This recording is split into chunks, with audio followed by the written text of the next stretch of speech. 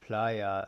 Does bank take into consideration ETF portfolio? Yeah, so at the moment that you apply for a mortgage, basically, the bank checks two different things, right? It's the property and you. And this also answers the question that we get a lot. What is first? Do you first look at the property or do you first check the mortgage? Always property before mortgage, because you cannot go into a bank and say, hey bank, I would like to have a mortgage.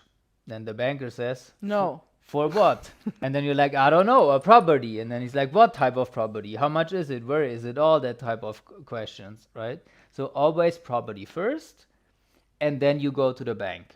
And then when you go to the bank, they want a lot of documents from the property, but it's a very standardized file, right? This is always where we tell people you have a professional seller if the seller just sends you a zip file with all the documents, Grundbuch, land registry, exposé, pictures, Teilungserklärung, whatever, all these 10, 20 different documents, whatever it is. Then you know you have a professional seller. If the seller's like, what do I need these properties and where do I get them from and where can I get a Grundbuch, then you know you have a person that knows absolutely nothing. Yeah. So these are one part. The other part is about you. And when it comes to you, there's also a list of documents, last three pay slips, whatever. And mostly they look at all the assets that you have and all the debt that you have in order to determine your net, right? Net worth, assets minus debt. Income minus expenses, all that type. This is what banks look at. And if you have an ETF portfolio, then unfortunately, Germans don't like investing. Banks don't like when you invest because they say ETFs can go down. So depending on the ETFs that you have, some banks don't value this at all.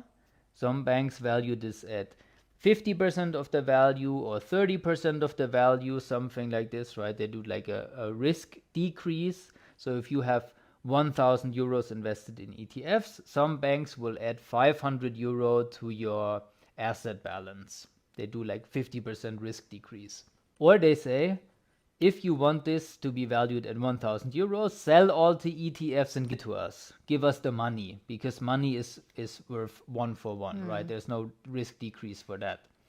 And that's always why we're saying put the ETFs into a pension level 3 and use it as collateral, because for some reason, and I think it's stupid too, so if you're about to think, what the fuck is this rule?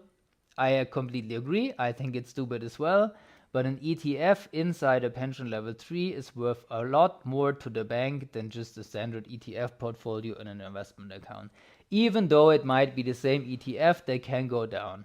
But Germans, we just like saving, we like pensions, we like insurances, we don't like investing. That's just the way things are here. And no debt, yeah.